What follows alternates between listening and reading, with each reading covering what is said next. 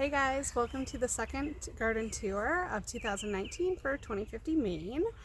So right now it is June 17th and we are in zone 6A, so this is probably about 3 weeks into our regular garden season.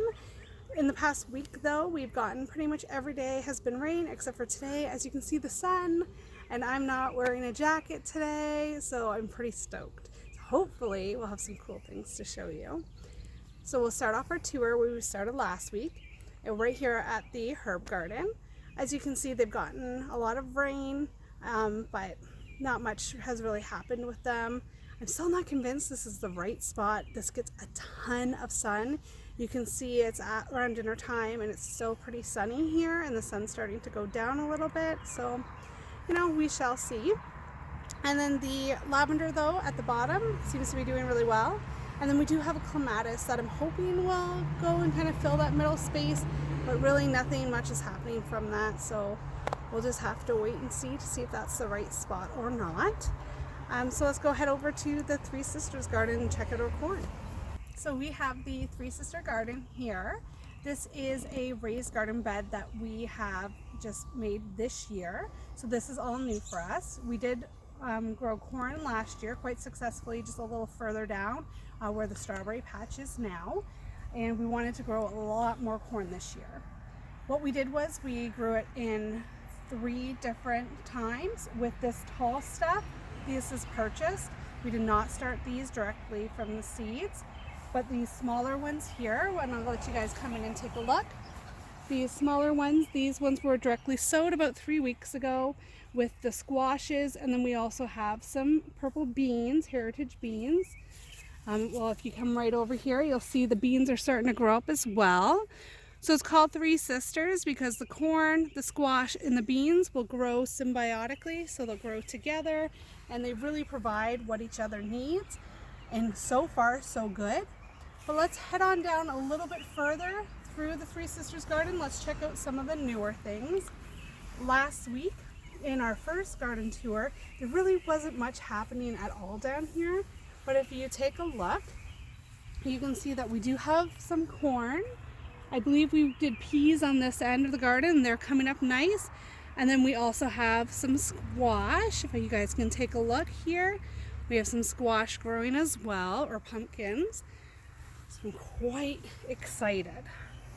And then just to mix things up a little bit, because you can't have enough in one garden if you're us, if we come down a little bit further, we planted some asparagus. For those that don't know, asparagus does grow in a 2-year cycle, so we won't really see anything this year. So on top we planted some cucumbers, some cabbage, and just some basil and other things we had lying around. And our cucumbers are the first things that are really starting to grow. These are purchased plants that we purchased at just like a local grocery store, and they are starting to produce some little itty bitty cucumbers already, which I'm pretty excited about because last year we grew cucumbers in one of the beds behind us and we got a great yield. So I'm really hopeful that just a few weeks in and we're starting to get cucumbers, that great things will happen with these plants. So that's pretty much it for the Three Sisters garden. So let's go check out behind us and we'll go check out the strawberry patch. So our pal Blueberry here, the chicken, has been guarding our strawberries for us quite successfully, because if I let you come on in here, you can see we have a lot going on. We have some flowers, we have a lot of white berries, and we also have some that are turning pink. We also had one ripe one, which we ate, and then this one here, which yesterday we thought, oh, it just needs one more day. Well, something else obviously thought it was quite yummy because it had already got into it, but okay. The good thing about growing for yourself and not commercially is that it doesn't matter, you can share, with other bugs and stuff as well, and I'll definitely be eating this one later, so that's good. The plants though that you see here, these ones were all from last year. We planted this half of the garden as strawberries. The back half were carrots, so the back half's not producing quite as well yet, even though we put in established plants, but I know that this is going to be really great in a few more years. Okay, so let's check out beside it with the tomatoes. So the tomatoes, if we remembered about last week's episode, again, not too much was happening. These guys that are in cages were all established plants that we bought at local farm stands. We live right in the heart of Norfolk County, where you just have to drive a few feet and then you hit a farm stand. Well, they'll sell you already started plants. So we did that. So these varieties are our favorite, which are Ponderosa Pink, and we're starting to get a few flowers. So you can see the flower just starting here, which is great.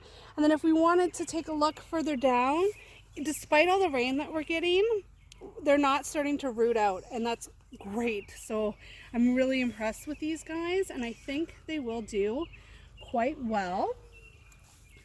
But you can probably tell, oh sorry, I just put my hand by my face and you can just smell that tomato-ness. I love the smell of the tomato plants. Behind us it's kind of void.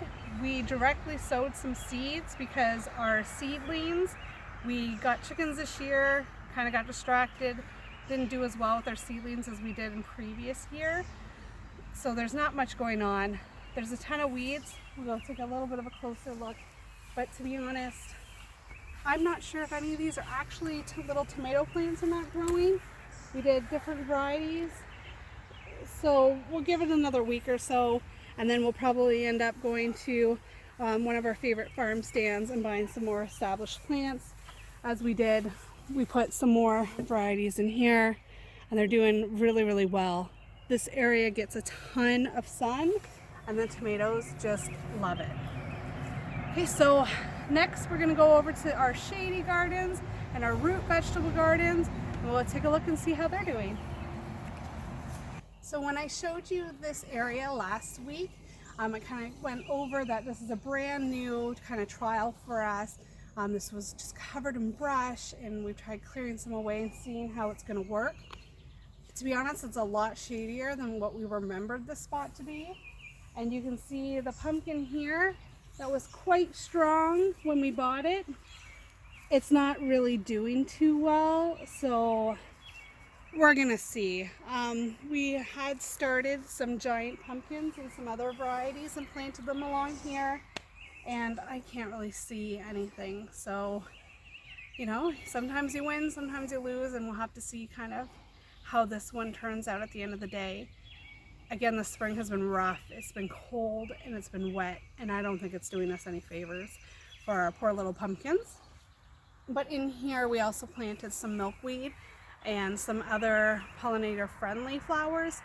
So if those come up, that's going to be a win, just for all of our little insects and everything we're trying to attract to our garden.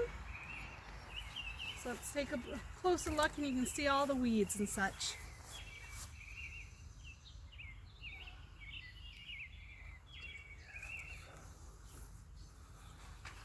Perfect, let's go head on over to the root vegetable garden. So last week when we filmed, the potato garden was my pride and joy. We had these itty bitty little potato plants, and the great thing about potatoes is they're super hardy, and they'll grow really in any kind of conditions, even in damp ones. So you can see it gets a lot of shade, and it's really wet. You can probably see the mosquitoes buzzing around, which I just smacked off my arm. But the potatoes, they're loving it. We have so many of the potato plants coming up, and they're looking really, really good. Here at 2050 Maine, we're kind of lazy gardeners, so you'll see that there's a lot of weeds in between, but we weed it a few times out of the year, but we kind of just let it be. And to show you kind of how wet this area has been, like if you look at this dirt, it's still kind of staying together, and we've gotten no rain this year, and we haven't watered it in over a week. This drip irrigation system you can see in here, that was used once so far this year, over a week ago, not for very long, and there's just so much moisture in our soil, but the potatoes so far aren't minding it. Who does mind it though, however, is our poor little beans and carrot garden. There is not much happening over here at all. We planted, I believe, 2 rows of beans, And then 3 rows of carrots, both orange carrots and white carrots. And I am not sure, to be honest, if absolutely anything is happening other than just a bunch of weeds. So we will let this be for another few weeks, and then we just might, at the end of this year, dismantle this garden and bring it back to the front end of the backyard and see if we can grow something else in a much sunnier location. Last year we had pumpkins in here which bloomed and looked great, but we didn't have any pollinators and they just didn't pollinate and they didn't quite turn out as well as we hoped. So that's why we moved the pumpkins over to an area where we thought they would get more sun, and still don't think we picked quite the right location for those guys. All right, but we'll check on over here to the salad garden. So on this back half of the garden, we planted lettuce and spinach. They are getting a little bit bigger, but they're still pretty small. They haven't grown a whole bunch. And honestly, that's because we've gotten almost 0 sun. This corner gets a little bit more sun, and you can see that by the size of the lettuce leaves. They're just a little bit bigger. But if we can get a few sunny days, I really think this garden's gonna explode. We also planted some beets along here, which are doing okay. They're all pre-planted beet ones, and they haven't really done too much, but they haven't died off either. And then it looks like we have some leftover potatoes from last year because we planted potatoes on this part of the garden.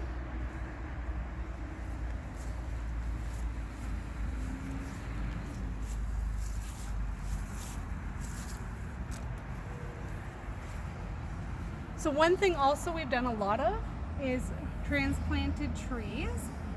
So this maple tree, my mom actually saved it from one of her neighbors who was going to throw it away. You can tell, you can hear it. It's a little dry. It's not doing too great, but it still looks viable based on some of the leaves at the bottom. So this will be a wait and see. But we've also planted a whole bunch of seedlings all along our fence and other areas of the yard. Rows of Sharons, maples, spruce, a whole bunch of different trees. So hopefully over the next few years we'll have like a lot more trees on this side of the fence, because before, when we first purchased the property, it was only lawn.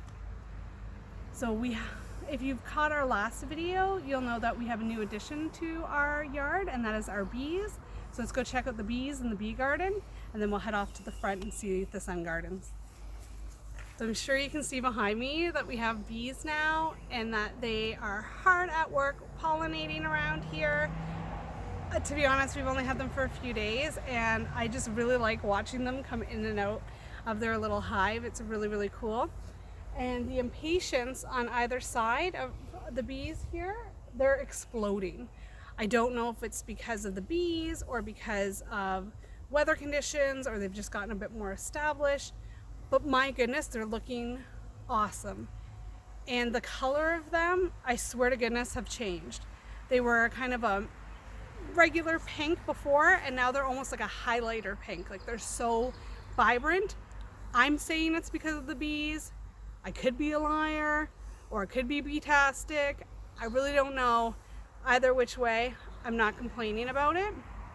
Same thing with the climbing roses, which are on our either side of the repurposed trellises. Those ones are really growing as well. So I'm hoping in the next month or so, this garden is just gonna look like a postcard. It's almost completely repurposed, the bee stand and everything from other areas of the garden, and it's one of my favorite spots in the whole yard. But I guess we gotta leave here now, and we'll go check out the front end, see what the chickens are up to, and then check out the sun gardens. So we've just started letting the chickens run free. So if you watched our last video, you'll notice that there's a new addition here, this fencing. It's because our chickens are little jerks, and they beelined, not beehived, right from their chicken coop, which is just a few feet that way, right for our kids' garden, which now they have a bunch of things over in their own area to peck at and eat. We got rhubarb, some different weeds and that sort of thing. I'm hoping that with a little bit of fencing and a lot more to love and eat over there, they'll be content by doing that. But otherwise, they've been pretty cool to have this year, and I completely recommend having backyard chickens. But let's go check a look and get a closer look here at the kids' garden.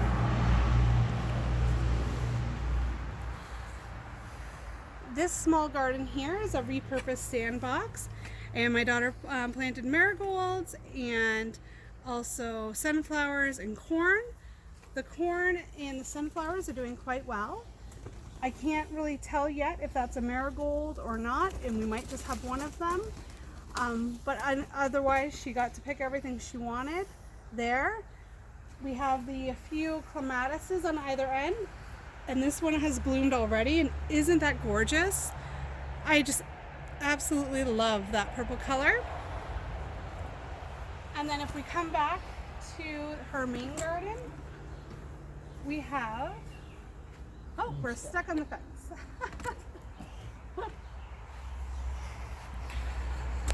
We have a little bit of a mishmash here in her back garden. So we have some tomatoes, we have some eggplant. We did have some strawberry seeds, but it looks like the chickens dug those up yesterday, so I don't know if we have any of those left in here. And you can also see her poor little tomato here. They snapped off the top because they were reaching and trying to eat all the top leaves, which is why we had to put this little fence in. And this last garden here, this is our full sun garden. This is again a new addition here at 2050 Main. So this is our kind of catch-all, trying out everything to see how well it works in as much sun as this gets here. So we have peppers, we have some more lettuce varieties, we also have some broccoli over there, and everything here seems to be doing really, really well. Again, these were established plants that we bought either at a market or at, at a regular garden center. So none of these were planted by seeds. If you live up north like I do, like in Canada, you know that directly sowing with seeds is great, but we've got a shorter season. So if we can cheat a little bit by putting something in that's already established, then we get a little bit more bang for our buck that way. But you can also be completely jealous of all these other people that you watch on YouTube, and they live in the southern states and their gardens and they're harvesting. That's just not our reality right now with where we live, but hopefully in a few more weeks. So that's it for today's garden tour at 2050 Main. If you have any comments of things that you'd like us to show you more of, please let us know below. If you like this video, please give it a thumbs up, and if you really like it, definitely subscribe, because we'll be doing a weekly video garden tour as well as some other tours like our bee videos. We're going to be installing some spore plugs for mushroom spawn and other kind of upgrades to our garden and to our home this year that we would love to share with you. All right, you guys have a great rest of your day.